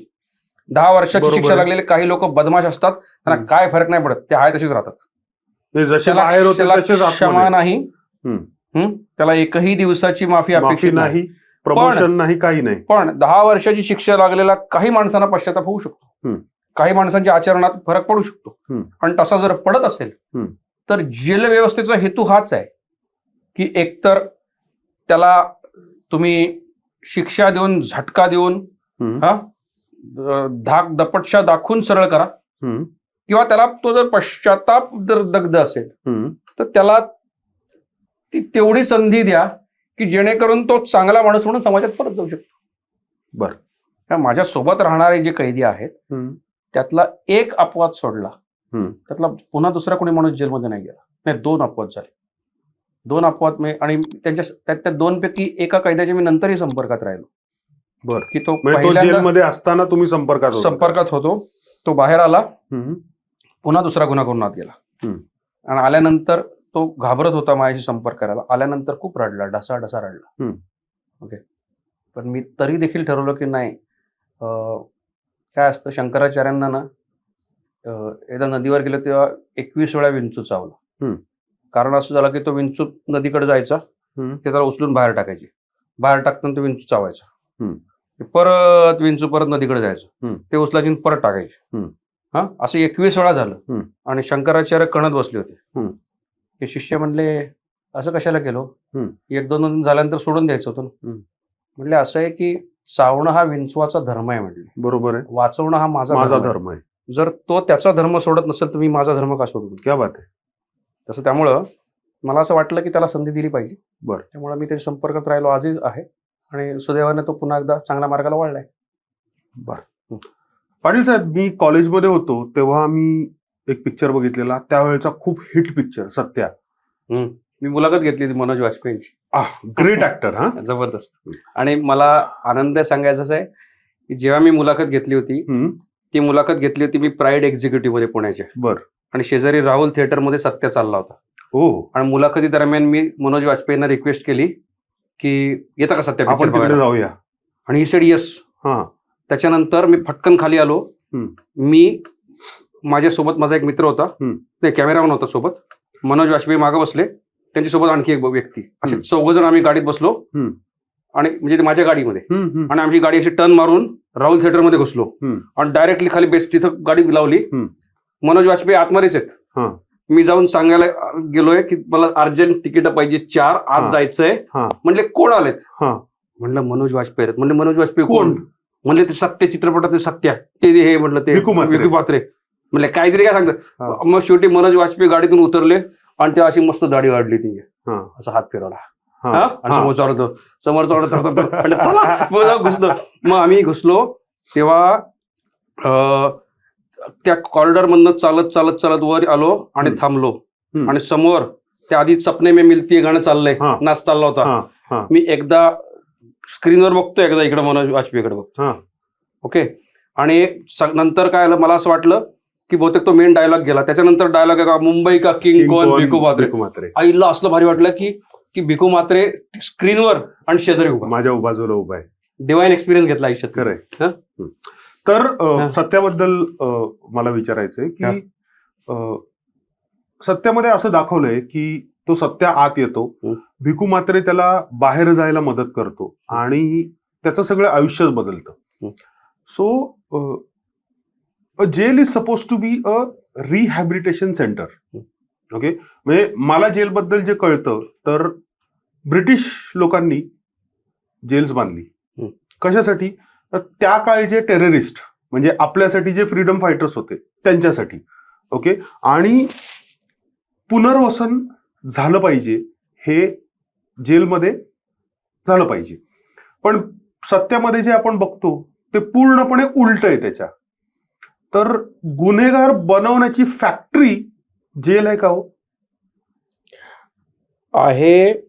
हे मी यापूर्वीच्या एका आपल्या चर्चेमध्ये बोललोही होतो. तुम्ही असं म्हणालात की ब्रिटिशांनी भारतातल्या टेररिस्ट लोकांसाठी त्यांच्या दृष्टिकोनातून ही जेल बनवली होती. हे विधान पार्शरी सत्य आहे. बर. पूर्ण नाही. बर. म्हणजे उदाहरणार्थ अंदमानचा तुरुंग म्हणजे काळा पाणी होतं का? भयानक तुरुंग होत. तर परंतु येरवडा जेल बांधताना मला असं वाटलं की येरवडा जेलमध्ये ब्रिटिशांनी 1874 साली बांधलेल्या इमारती आणि नंतरच्या काळात महाराष्ट्राच्या स्वातंत्र्यात वावरणाऱ्या शासनाने बांधलेल्या काही इमारती, यामध्ये जर दर्जाची स्थापत्यशास्त्राची तुलना केली तर सध्याची ज्या बराकी बांधल्या त्या अत्यंत सुमार दर्जाच्या. मी उदाहरण सांगतो, सीजे विभागाला जरूर भेट द्यावी. सीजे नावाचा एक विभाग आहे येरवडा जेलमध्ये. मी खूप प्रयत्न करून झाला पण मला सीजेचा फुल फॉर्म कुणीच सांगितलं नाही. अच्छा. ते पण बीसी सर्कस काहीतरी असावं. पण काही लोकांनी त्याचं नाव टाकलं होतं क्राईम जंक्शन, कारण अत्यंत ड्रेडेड गुन्हेगार अनेक वेळा तिथे येऊन बसायचे. सीजे विभागामध्ये 2 बराकी आहेत. आतली बराके जी ब्रिटिशांच्या काळात बांधली, कौलारू बराक. त्या बराकीमध्ये जर बघितलं तर वरती पण असे छान झरोके आहेत, खूप खिडक्या, व्हेंटिलेशन जबरदस्त आहे, आपल्याला छान वाटतं. थोडे पंखे कमी आहेत त्यामुळे कधी कधी कोंदट वाटतं, पण त्याला कारण ब्रिटिश नाहीत, आपण आहोत. पण 70 क्षमतेच्या बराकीत आम्ही जर 200 माणसं कोणालाही कोंदट वाटेल. बरोबर. पण बराक भारी बांधली, तोडच नाही ब्रिटिशांनी. त्याच्या शेजारी दुसरी बराक 2004 साली बांधली आहे, CJ2 बराक. CJ1 ब्रिटिशांनी बांधली. CJ2 बराक म्हणजे अक्षरशः धान्याची वखार आहे. वरती पत्रे टाकलेत, उन्हाळ्यात असं उकडतंय हीट चेंबर हा. होतं. मी तर म्हणतो कॉम्पिटिशन लावायची की एक महिना काढा 5,000 रुपये मिळवा. प्रत्येक कैद्याला मिळतील अर्थात, कारण ते जगतात बिचारे, पण सामान्य माणूस सुद्धा राहू नाही शकत. तर त्यामुळं आपण म्हणतो की ब्रिटिशांनी आपल्याला त्या आपल्या कैद्यांना म्हणजे साठी वाईट गोष्टी बांधल्या. तर मला असं वाटतं की ब्रिटिशांच्या प्रशासन कौशल्याला काही गोष्टीसाठी कौतुकही करायला पाहिजे. तुम्हाला उदाहरण सांगतो की 1929 साली ब्रिटिशांनी एक कायदा केला, त्याचं नाव होतं बॉर्स्टल ऍक्ट. बर. तर एक लंडनच्या जवळ एक बॉर्स्टल नावाचं गाव आहे. बर. त्या गावामध्ये ही कॉन्सेप्ट सुरू झाली. तिथं अशा प्रकारचं कारागृह सुरू करण्यात आलं जिथं साधारण 16 ते 21 वयोगटातले कैदी, म्हणजे काही ज्युवेनाईल टू अडल्ट होण्याच्या रेंज मधले आणि अडल्ट नुकतेच झालेले अशा रेंज मधले कैदी ठेवायचे. यांच्यासाठी शाळा चालवायच्या, यांच्यासाठी स्किल डेव्हलपमेंट प्रोग्राम चालवायचे, कारण हे टेंडर एज आहे. ह्यात जर माणूस सुधारला तर तो पुन्हा गुन्हेगारी विश्वात जाणार नाही. बरोबर आहे. आणि यात नाही सुधारला तर तो सराईत होणार. आणि त्याच्यावर यांच्यावर काम करण्याची गरज आहे असं ब्रिटिशांना वाटलं, त्या काळी वाटलं. आणि म्हणून ब्रिटिशांनी ती कल्पना भारतात राबवण्यासाठी बोर्स्टल ऍक्ट 1929 साली भारतात केला. आणि त्याच्यामध्ये भारतामधलं पहिलं बोर्स्टल स्कूल सुरू झालं धारवाडमध्ये. बर. दुसरं स्कूल सुरू झालं, मी चुकत असेल तर नाशिकमध्ये. बर. आपल्याकडे आजही महाराष्ट्रामध्ये बोर्स्टल स्कूल आहे. ओके. तुम्हाला माहिती आहे का, मी 2022-23 आकडा काढला होता. महाराष्ट्रात टोटल 42,000 कैदी आहेत. सगळं मिळून, सगळ्या महाराष्ट्रात मिळून. त्या 42,000 कैद्यांपैकी माझा अंदाज आहे एक 6-7 हजार कैदी तरी 18 ते 21 वयोगटातले असतील, कदाचित जास्तही असतील. बर. त्या नाशिकच्या बोर्स्टल स्कूलमध्ये साधारण 22-23 कैदी आहेत फक्त. आणि येरवडा जेलमध्ये एक किशोर विभाग नावाचा विभाग आहे. त्या किशोर विभागामध्ये 18 ते 25 वयोगटातली पोरं आहेत. प्रत्येक बाराकीत 200-210 पोरं कोंबली आहेत, सेम एज ग्रुपची. करेक्ट. मला म्हणायचं असं आहे की मग ब्रिटिश गेल्यानंतर आम्ही प्रशासनात सुधारलो का बिघडलो? तुम्ही जे सांगताय ते सर्टनली खरं आहे.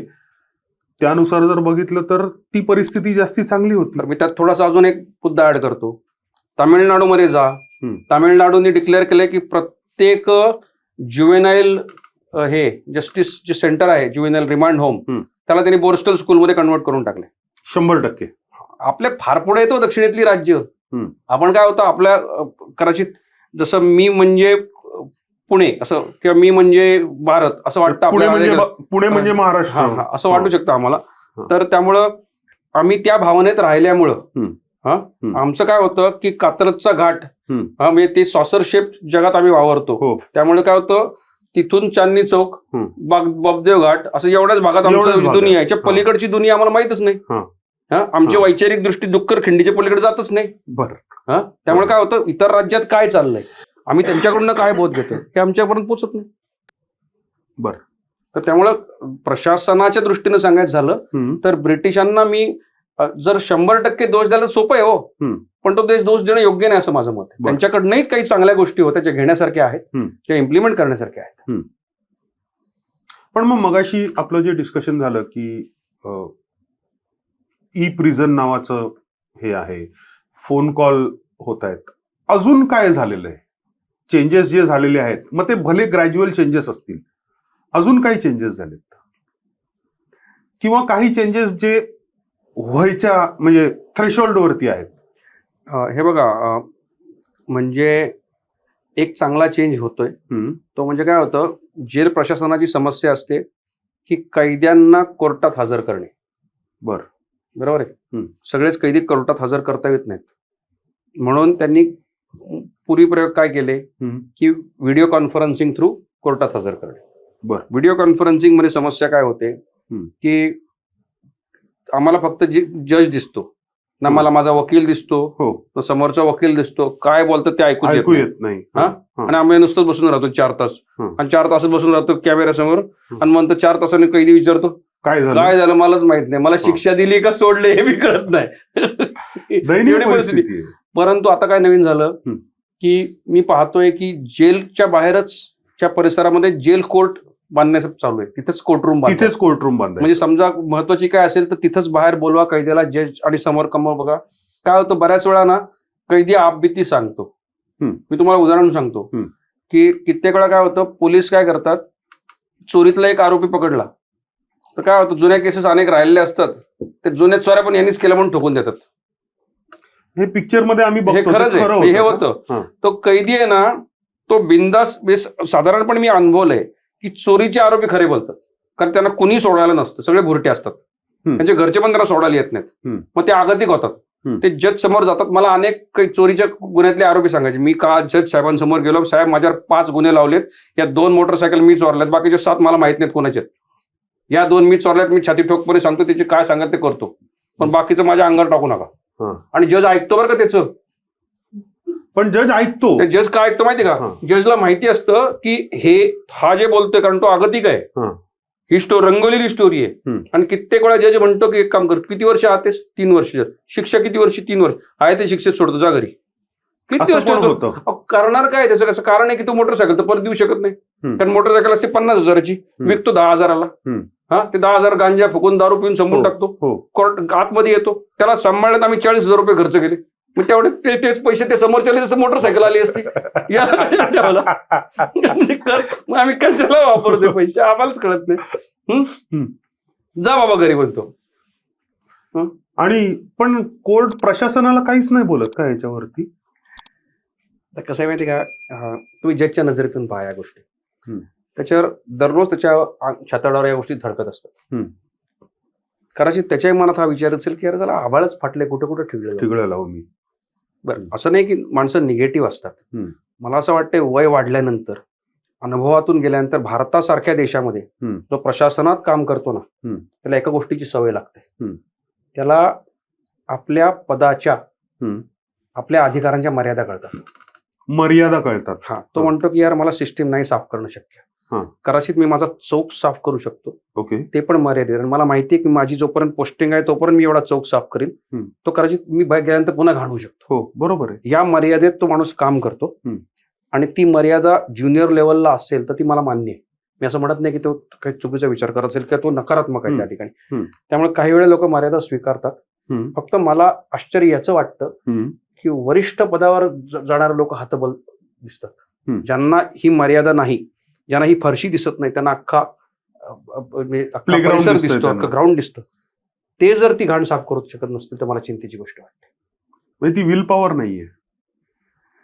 कदाचित काय होतं, जे आमच्या बाबतीत झालं, जसं मी पोलीस खात्यात होतो, त्या पोलीस खात्यात जो थोडा कालखंडात जे आम्ही पाहिलं की समजा मी चेर्लापल्लीच्या जेलला व्हिजिट केली हैदराबादला, चेर्लापल्ली जेलमध्ये जेव्हा व्हिजिट केल्यानंतर तो जेल फार सुंदर आहे, तर जेलरने मला सांगितलं की इथे एवढी चांगली व्यवस्था येतो ना, कित्येक वेळा कैदी फक्त ह्याला येतात म्हणे की बाहेर काही खायचे नाही म्हणून आतमध्ये राहायला येतात, मुद्दाम जाऊ नका म्हणतात.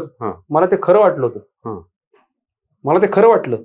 पण 14 महिने राहिल्यानंतर मी छाती ठोकपणे सांगू शकतो की फक्त चांगलं जेवण मिळावं म्हणून स्वातंत्र्य गमावून कोणी आज जात नाही. कुठलाही सिंह मला फुकट कापलेलं बकरं मिळावं म्हणून ज्याच्यामध्ये जात नाही, तो म्हणून मी उपाशी मरेन बाहेर. स्वातंत्र्याची तुलना कशाशी होऊ शकत नाही. मी आता जेवढे कैदी बाहेर गेलेले पाहिलेत, असे लोक आहेत की माझ्या सोबतचा एक कैदी होता की 7 वर्ष आतमध्ये लोकांची धुणी भांडी करायचा, आज बाहेर मोची काम करतो, फक्त चपला बूट शिवायचं काम करतो, कित्येक वेळा राहायचे वांदे असतात, तो म्हणतो साहेब भले फुटपाथवर झोपू, परत आज जायचं नाही मला.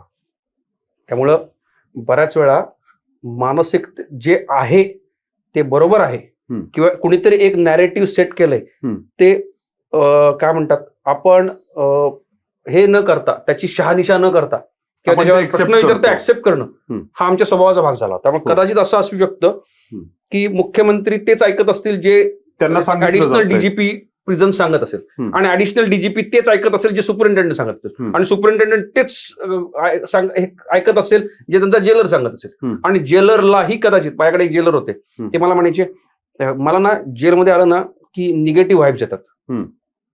म्हणलं कशामुळं? नाही, सगळं निगेटिव्ह वातावरण आहे ना. म्हणलं कुणामुळे? सगळी निगेटिव्ह माणसं आहेत ना. शाळेला म्हणायचो म्हणजे मी याच्यासमोर उभा आहे म्हणजे मी निगेटिव्ह माणूस आहे, माझ्यामुळे ह्याच्यामध्ये निगेटिव्ह व्हाइब्स येतात. बरोबर आहे. आता असा माणूस जो मला बघूनच त्याच्यामध्ये निगेटिव्ह व्हाइब येतो, तो माझ्यामध्ये काय पॉझिटिव्ह व्हाइब निर्माण करणार? तो बदल काय करणार तुमच्यामध्ये? तर त्यामुळं अशा प्रकारची मानसिकता पर्कोलेट होत राहते. त्यामुळे ते जे आहे ते योग्य आहे. त्यामुळे आम्हाला एका मर्यादेत राहायची, हातबलतेत राहायची सवय होऊन जाते. बरं. आणि सिस्टीमच सगळी तशी झाली आहे. हा म्हणजे मला तसं दिसतंय ते मान्य करण्याचे पर्याय नाही आपल्याला. ओके. पुस्तक वाचताना त्याच्यामध्ये गँग्सचा उल्लेख आहे. आम्ही ऐकलंय की जेलमध्ये गँग्स असतात. ओके? फक्त एवढंच आम्हाला माहिती आहे. ओके, मग त्या गँग्स जातीनुसार गँग्स असतात का, गँगनुसार गँग असतात, धर्मानुसार गँग असतात का, राजकीय विचारसरणीनुसार सुद्धा असू शकतात? हे बघा, जेलमध्ये गँग असतात का असतात. जेल हे समाजाचंच एक प्रतिबिंब आहे. बर. त्यामुळे जेलमध्ये काही नवी गँग तयार होत नाही. जी बाहेरची गँग असते त्या गँगचेच काही सदस्य, ज्यांना जेलच्या भाषेत आम्ही नंबरकारी म्हणतो, हो, ते आत असतात आणि ते आत तेवढीच दोस्ती मेंटेन करतात. म्हणजे दुर्दैवानं दोस्ती कशी आणि किती टोकापर्यंत करावी आणि कुणाबरोबर करावी हे जेलच्या लोकांना कळत नाही. जेल हे अतिरंजित मैत्रीचं रूप आहे. म्हणजे लोक मैत्रीसाठी मरायला आणि वेळ प्रसंगी मारायला तयार होतात. मग तो चांगल्या प्रवृत्तीचा असो किंवा वाईट प्रवृत्तीचा, काही फरक पडत नाही. ओके, माझ्यासाठी मित्र येतो. हा, म्हणजे जामीन, एखादा माणूस तुरुंगात गेला तर त्याचा जामीन करायला त्याचे आई वडील कोर्टाच्या खेट्या मारत राहतात. बरोबर. आणि पोरगा आतमध्ये जेलमध्ये मित्र करत बोंबलत फिरतं. पण त्याला बाहेर यायचं नसतं. हे विभत्स मैत्रीचं रूप आहे जे या गँगमध्ये परावर्तित होतं. बर. ओके, तुम्ही म्हणाल आता या गँग जातीच्या असतात का? असू शकतात. म्हणजे मी तुम्हाला मगाशी उल्लेख केला घिसाडी गँग. तुम्ही जर जात बघितली तर राजपूत लोहार ही गँग आहे, जात झाली. अशा अनेक जातीशी निगडीत गँग तयार झाल्या. पण मी आत्ताचं स्वरूप पाहिलं, ज्या प्रकारच्या मोठ्या टोळ्या आहेत, म्हणजे जेलमध्ये दोन प्रकारचे शब्द ऐकू येतात. बर. एक म्हणजे टोळी आणि दुसरं म्हणजे कंपनी. जी छोटी असते ती टोळी, मोठी असते ती कंपनी. टोळीचीच कंपनी होते? नाही, म्हणजे असं होऊ शकते, पण बहुतेक वेळा कंपनी स्वतःचं स्टँडर्ड वेगळं मेंटेन. डी कंपनी असं पिक्चर बघितला, कंपनी आहे. हा, कॉर्पोरेट कंपनी. म्हणजे उदाहरणार्थ मारणे टोळी पुण्यातली, कधी म्हणायचे नाही मारणे टोळी, आणि आपण पण नाही म्हणायचं ना मारणे टोळी, म्हणजे मारणे कंपनीचे आहेत. अच्छा. हा, हे कंपनीचे आहेत. मला फक्त मीच कंपनीतून आला असं वाटलं. मी तर त्यापासून ह्याला कंपनी म्हणतात सांगायला, तर मी जेलमध्ये असताना मी कंपनीत होतो का आम्हाला सांगतच नाही कोणाला. त्यांना वाटायची ती कंपनी. तर मग त्यामुळं ह्या मोठ्या टोळ्या आहेत. या बऱ्याच वेळा जसं आंदेकर सध्या नाव खूप गाजत आहे, त्या आंदेकर टोळीमध्ये ज्याचा तर वनराज आंदेकरचा मर्डर झाला ना, तो जसं सोमनाथ गायकवाडने मर्डर केल्याचा आरोप आहे. बरोबर. हा सोमनाथ माझ्या बाराकीपासून अक्षरशः शेजारच्या बाराकीत राहायचा. माझ्या काळात तो जेलमध्येच होता. तो सुटून बाहेर आला आणि आल्यानंतर त्याने हे कांड केलं. माझ्याशी चांगला गप्पा मारायचो, डेली आमचा संपर्क असायचा तिथं. परंतु काय असतं माहितीये का, जर आपण ठरवलंच की नाही बाबा मी आयुष्यात राग मला सुधारायचंच नाहीये, जेलमध्ये सामान्य माणूस आणि हा गँगवॉर मधला माणूस याच्यामध्ये दोनच फरक आहेत. एक, सामान्य माणसाला राग सहन होतो, यांना होत नाही. बरं. दुसरं, सामान्य माणसाची वासना नियंत्रित असते, यांची नसते. या दोनच गोष्टी आहेत की ज्या सामान्य माणसाला आणि गुन्हेगारांना डिफरन्शिएट करतात. हिंदू मुस्लिम या टाईपच्या गँग आहेत का, तर होतात तयार. बर. मी म्हणजे त्या फाचाडी या चॅप्टरमध्ये मी पहिली जी हे लिहिली आहे, तर ती एक रहमान शरीफ टोळी लिहिली आहे. बर.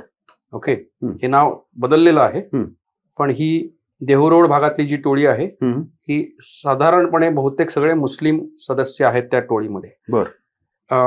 जेलमध्ये एक शिखांची टोळी होती की ज्यांचं जे दरोडे मधले, जसं ते सनी सिंग आणि बिरजू सिंग जे नावं लिहिली आहेत, ही त्याच प्रकारची हडपसर भागा, रामटेकडी भागामध्ये आजही त्यांचं काम हे आहे प्रकारचं. आणि येरवडा जेलच्या इतिहासामध्ये धार्मिक दंगली घडण्यामध्ये अशा टोळ्यांचा फार मोठा रोल होता. बर. म्हणजे हिंदू एक्स्ट्रीमिझम आणि इस्लामिक फंडामेंटलिझम या दोघांशी जवळ असलेली माणसं कधी कधी एकत्र आली तर ड्युटेरियम आणि ट्रिटियम एकत्र आल्यानंतर जो हायड्रोजन बॉम्ब होतो, बरोबर, ती परिस्थिती येरवडा जेलमध्ये घडली होती. मी त्याचा उल्लेखही केलाय. आणि याला आणि जर हिंदू मुस्लिम रायट झालाय जेलमध्ये, गँगवॉरमध्ये, एकच प्रॉब्लेम आहे, हिंदू मुस्लिम रायट झाल्या तर अपोजिट टोळ्या पण एकत्र येतात. म्हणजे काय? म्हणजे समजा असं गृहीत धरा तुमची एक टोळी आहे, माझी एक टोळी आहे. हं. तुम्ही दोघं आपण दोघं जातीवाचक टोळी आहे. दोघात जातीवाचक टोळ्या, पण आपण एकाच धर्माचे आहेत. आणि दुसऱ्या धर्माची काही टोळी आली एकत्र, हं. आणि हा विषय हिंदू मुस्लिम विषयाशी निगडीत निघाला, मग आपण तर आपण म्हणतो आपण उद्या भांडू, आज धर्मरक्षण. मग हे काय होतं माहितीये का, 2019 साली अशी एक घटना घडली होती की अशा घटना घडल्यानंतर येरवडा जेलमध्ये इतका मोठा तमाशा झाला की येरवडा जेलला शेवटी अख्ख्या जेलमधले सगळे मुस्लिम कैदी, मग कुणी चोरीत आलाय, कुणी रेपच्या आरोपाखाली आलाय, कोणी भुरटा आहे, कसली का केस असे ना, हे सगळे एकत्र आणून एका विशिष्ट बराकीमध्ये, टिळक सेपरेट यार्डामध्ये त्यांना विलगीकरणात ठेवायची वेळ आली ती. याचं कारण असं की ह्यांना त्यांना पूर्ण सेपरेट करा. हळूहळू वातावरण निवळलं की आपण परत एकत्र आणू. ओके. अशा प्रकारचा विषय झाला होता. ओके. पाटील साहेब, मला तुमच्याकडनं 2 किस्से जाणून घ्यायचे आहेत. जो काही तुमचा 13-14 महिन्याचा काळ होता, ओके, त्याच्यामध्ये असे 2 किस्से मला सांगा की ज्याच्यामध्ये तुम्ही 2 टोकं अनुभवलीत. म्हणजे एक पूर्णपणे ह्युमॅनिटेरियन ट्रीटमेंट होती आणि दुसरी पूर्णपणे इनह्युमन ट्रीटमेंट होती. पुस्तकामध्ये कांबळ शॉट नावाचा एक प्रकार आहे. मला पोलिसांकडनंची ह्युमन आणि इनह्युमन नकोय. कैद्यांमधली जी ह्युमन आणि इनह्युमन एक्सपिरियन्सेस तुम्ही जे बघितलेत त्याबद्दल जरा सांगा ना. सांगतो. कैद्यांमधला एक ह्युमन एक्सपिरियन्स असा आहे की ज्याच्याबद्दल मी लिहिलं होतं, पण मला असं वाटलं की समाज ते वाचू शकेल की नाही. ह्युमन एक्सपिरियन्स तो समाज एक्सेप्ट करणार नाही असं तुमचं मत आहे? मला असं वाटलं की ते वाचताना कदाचित आमच्या भावना इतक्या उचंबळून येतील की आम्ही कदाचित शर्मेनं मान खाली घालू आणि कदाचित पुढचं पान मी वाचणारच नाही. बरं. आणि त्यावेळेस मी थांबलो, म्हणजे कदाचित माझी लेखणी थांबली समजा. बरं. ती घटना अशी आहे एका अवस्थी नावाच्या कैद्याची. येरवडा जेलमध्ये हॉस्पिटल विभागामधली 5वी बराक, जिला बुड्ढा बराक म्हणतात. बुड्ढा बराक. जिथं साधारणपणे 50 उलटलेले आणि शक्यतो 60 नंतरची. जेलमध्ये माणसं लवकर म्हातारी होतात, त्यामुळे 50 उलटलेली माणसं बुड्ढा असतात. तुमच्याकडे बघून वाटत नाही? बाहेर आलो ना आता माणसं. Continue sir. तर त्यामुळे काय झालं, तिथं 50 वर्षापासूनच्या ज्येष्ठापासून 93 वर्षाच्या म्हाताऱ्यापर्यंत माणसं होते. बरं. येरवडा जेलमधली एक अशी समस्या आहे की जी कुठल्याच वैद्यक शास्त्रातल्या माणसाला पटकन समजली नाही की येरवडा जेलमध्ये कात्री वापरायला परवानगी नाही. बरोबर. कारण कोणी कात्रीने खून केला तर खून करू शकतो. मध्यंतरी डिसेंबर 2023 मध्ये येरवडा जेलमध्ये एका कैद्याचा कैची वापरूनच खून झाला. बरं. आणि त्यामुळे अशी खून कात्रीमुळे हल्ले होऊ शकतात तर होऊ शकतात. त्याचा परिणाम असा होतो की शरीरातले केस वाढणं एक नैसर्गिक प्रक्रिया आहे. हो, बरोबर आहे. जसे माणसाच्या डोक्यावरचे केस वाढतात तसे माणसाच्या गुप्तांगांवरचे पण केस वाढतात. बरोबर आहे. आपल्याकडं जसं नाकामध्ये सायनस असतं, म्हणजे इथं पोकळी असते ना, तशी शरीरामध्ये म्हणजे कमरेच्या भागामध्ये पण एक पोकळी असते, तिथेही एक सायनस असतं. बरं. येरवडा जेलमध्ये असे कैदी आहेत, विशिष्ट ज्येष्ठ नागरिक कैदी, ज्यांच्या गुप्तांगांवरचे केस 5-5 वर्ष कोणी काढलेले नाहीत. याचे परिणाम इतके भयानक होतात की तिथं त्वचेचे आजार सुरू होतात. बरोबर आहे. आणि त्याच्या आतून पस साठायला सुरुवात होतो. हा पस त्या सायनसमध्ये पसरतो आणि त्यातून मग फिस्टुला होतात, त्यातून मग पेरिएनल ऍप्सिस सारखे आजार सुरू होतात. आणि हे सगळे त्वचा रोग आहेत ज्याचं येरवडा जेल हे माहेरघर झाले. बर. अवस्थी नावाचा एक ज्येष्ठ नागरिक कैदी येरवडा जेलमधल्या जेलर साहेबांना भेटायला गेला आणि म्हणाला की साहेब, आमच्याकडे एक अशी समस्या आहे की कैद्यांच्या गुप्तांगांवरचे केस नाही काढलेले आणि तुम्ही आम्हाला क्रीम उपलब्ध करून द्या. बर. आता विचार करा की जेल ह्यांच्यापैकी कोणाकडेच पैसे नाहीत, कारण ज्येष्ठांना कोणी बाहेरनं कोणी मनी ऑर्डर पण पाठवत नाही, म्हाताऱ्यांना काय किंमत नाही हो. मग यांना एक क्रीम विकत घेण्याचा खर्च 100 रुपये असेल, 90 रुपये नॉर्मल असेल, केसमध्ये. असेल. म्हणले आमच्याकडे असे 30 कैदी आहेत. बघा विचार करा, या अवस्थेला आपल्या बराकीत असे किती कैदी आहेत ज्यांची ही समस्या आहे ते माहिती होतं. त्यातले 93 वर्षाचे एक आजोबा होते, ते बिचारे चालू शकत नव्हते. पण ह्याचा म्हणजे काय म्हणतं, म्हणजे आयसी कळवळ्याची जाती करी लाभा विण प्रीत म्हणतात, बरोबर. हा ह्याचा कळवळा जो होता ना, त्याला काही सण स्वस्त बसू देत नव्हता. त्याला जेल मॅन्युअल वाचायची सवय होती. बर. त्याने जाऊन साहेबांना अर्ज दिला की साहेब, जेल मॅन्युअल प्रमाणे लिहिलंय की 60 वर्षाच्या पेक्षा ज्येष्ठांना सांभाळायची जबाबदारी सरकारची, त्याचा खर्च जेल प्रशासनाने करायला पाहिजे. त्यामुळे या नियमाप्रमाणे तुम्ही क्रीम उपलब्ध करून द्यायला पाहिजे. अशा 30 कैद्यांसाठी 15 क्रीम उपलब्ध करून 10 का 15 क्रीम उपलब्ध झाल्या. बर. त्याच्यानंतर ज्या अवस्थेने घडून आणलं ते सामान्य माणसाच्या कल्पनेच्या पलीकडचं होतं. काय केलं साहेब? दुसऱ्या दिवशी सकाळी याच्या पडवीमध्ये, हॉस्पिटल 5 विभागाच्या पडवीमध्ये, म्हणजे बुड्ढा बराकीच्या पडवीमध्ये पश्चिमेला तोंड करून 30 म्हातारी माणसं उभी राहिली. यांची सगळी वस्त्र उतरवली होती आणि अवस्थी तिथला एक ज्ञानेश्वर नावाचा कैदी ह्या ज्येष्ठांची समस्या दूर व्हावी म्हणून सगळ्यांना लाईननी क्रीम लावत होता. वा. आणि पुढच्या अर्धा तासामध्ये ह्यांनी सगळ्यांना आंघोळ घातली, ह्यांनी सगळ्यांना क्लीन केलंय. मला कल्पना नाही त्या मनभर किती आशीर्वाद दिले असतील. खरंय. ही घटना जेव्हा कळली ना, मी गलबलून गेलो. आणि माणसाला आपण विचार पण नाही करू शकत की माणसं काय अवस्थेतून जात असतील. मी अवस्थींना भेटण्यासाठी विशेष परवानगी घेऊन बुड्ढा बराकीत गेलो. जेलर मला म्हणत होते अत्यंत बदमाश माणूस आहे अवस्थी. का बदमाश आहे? कारण तो प्रत्येक वेळेस जेल मॅन्युअल सांगतो.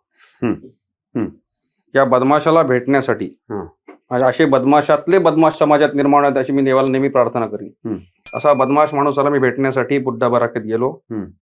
त्याच्या चादरीवर बसलो, त्याला आलिंगन दिलं, त्याला भेटलो आणि त्या 93 वर्षाच्या म्हाताऱ्यांना पण भेटलो.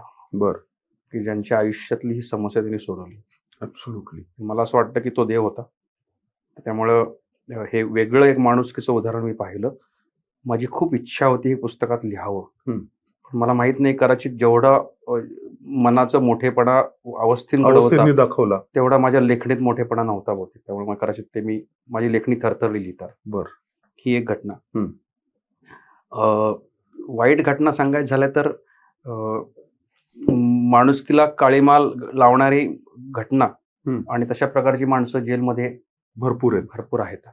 आणि ते कित्येक वेळा मी तुम्हाला एक उदाहरण सांगतो माझ्या आयुष्यातली, की बाबा एक मांजी नावाचा कैदी होता, प्रताप नारायण मांजी. बर.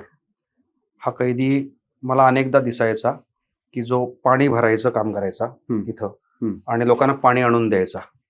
मला त्याच्याविषयी सहानुभूती वाटते. काही वेळा काय होतं, आपण भावनिक होतो, आपल्याला कधी भावनिक लोकांचा एक प्रॉब्लेम असताना पटकन माणसं ओळखता येत नाहीत, काही वेळा चुका करतात. तशी माझ्या बाबतीत पण एक चूक झाली. प्रताप नारायण मांजी बद्दल माझ्या मनात सहानुभूती निर्माण झाली आणि मी त्याच्या केसची माहिती घ्यायला सुरुवात केली. आणि नंतर असं लक्षात आलं की याला केसमधनं बाहेर काढता येईल. बरं. आणि मी इतका भावनिक झालो की माझ्या भावाला सांगितलं मी, की म्हटलं त्याच्यासाठी एक वकील बघायचा आपल्याला. आणि एका बाहेरच्या वकिलाशी बोलून त्याची 20,000 रुपये फी मी भरली. बरं. आणि त्याची एक केस होती भोर पोलीस स्टेशनच्या हद्दीतली, चोरीची केस होती. म्हटलं बाहेर काढू, हे करू. त्यानंतर मांजी मला जाताना म्हणाला की माझा सगळ्यांचे तुमच्या भावाचा नंबर द्या. म्हटलं मला फोन करून आभार मानायचे. तर नंबर दिला. बुधवारी संध्याकाळी मांजीचा जामीन झाल्यानंतर मांजीला निरोप द्यायला आम्ही सगळेजण आनंदाने गेलो होतो. आपण एक सत्कर्म केलं आणि मी जाऊन बराकीत झोपलो. पुढचे 2-3 दिवस मी खूप आनंदात होतो. शनिवारी संध्याकाळी 6च्या सुमारास जेव्हा बराकीला लॉक लावलं होतं तेव्हा एक कैदी माझ्याकडे पळत आला आणि म्हणाला, सर तुम्हाला कळलं का? म्हटलं काय? मांजी परत आलाय. म्हटलं परत आला म्हणजे? तर म्हणे त्याला पुन्हा अटक झाली. म्हटलं असं कसं होईल? तर मी लॉक काढायला सांगितलं आणि बाहेर आलो आणि तो मांजी येत होता. त्याला म्हटलं काय झालं, कसं काय आलास, तुला कोणी परत आणलं? तो काहीच सांगायला तयार नाही. 2 दिवसांनी माझ्या भावाची मुलाखत आली. तेव्हा कळलं मांजीने माझ्या घरी फोन केला आणि सांगितलंय की मी 10,000 रुपये द्यायला सांगितलेत. तुमच्या घरच्यांना सांगितलं की मी त्याला तुम्ही 10,000 रुपये द्यायला 10,000 सांगितले. रुपये द्या. भावाला थोडी शंका आली पण त्यांनी 5,000 रुपये देऊन मोकळा झाला. असंच त्याने अनेकांकडे फोन घेऊन अनेकांच्या घरी पैसे मागितले. त्याच्यावर 2 दिवस 3 दिवस खूप दारू पिला. त्याच्यानंतर त्याच्या मनात हुक्की निर्माण झाली की मागच्या वेळेस मी ज्याचा मोबाईल चोरला त्याने मला तुरुंगात टाकलं, काय आता थांब जरा तुझी मोटरसायकलच चोरतो. बर. आणि म्हणून त्याच ठिकाणी जाऊन त्याच्याच घरात जाऊन पुन्हा चोरीचा प्रयत्न करा म्हणून परत मला जेलमध्ये आला. आणि त्याच्याही पेक्षा मोठी गोष्ट अशी की हा मांजी पुन्हा 2-3 महिने सुटून गेला. त्या जाताना मला वाकुल्या दाखवत गेला होता. म्हणजे एवढं म्हणजे एवढं करून माझा माणुसकीवरचा विश्वास कमी नाही झाला, पण एवढं नक्की की जेवताना खडा लागला होता. अच्छा. किंबहुना मी पुन्हा तोही चॅप्टर लिहिला होता आणि मांजी परत आला म्हणून मी एक पार्ट लिहिला होता. तो पुन्हा काढला कारण मला असं वाटलं की एक पार्ट निगेटिव्ह लिहिला तेवढ्यामुळे पुन्हा सामान्य माणसाच्या मनात जे कैद्यांविषयी नकारात्मक भावना निर्माण होईल. पण एक आयुष्यात असा अनुभव घेतला. मला खात्री अशा हा एक नव्हता, अशा अनेक असू शकतात कैद्यावर की यांना सुधारायची इच्छा नाही किंवा ज्यांना उपकारांची जाणीव नाही, अशा प्रकारची. वाईट आहे हे साहेब. अगदी खूप मजा आली आज तुमच्या बरोबर गप्पा मारताना. वेळेचं बंधन आहे, नाहीतर आपल्या गप्पा अशाच रंगतील. पण आज कुठेतरी आपण थांबूया. फक्त थांबायच्या आधी मला एक प्रश्न विचारायचा आहे. पाणी पिऊ का? हा, नक्कीच. बोला प्लीज. काही शिस्त आहे का?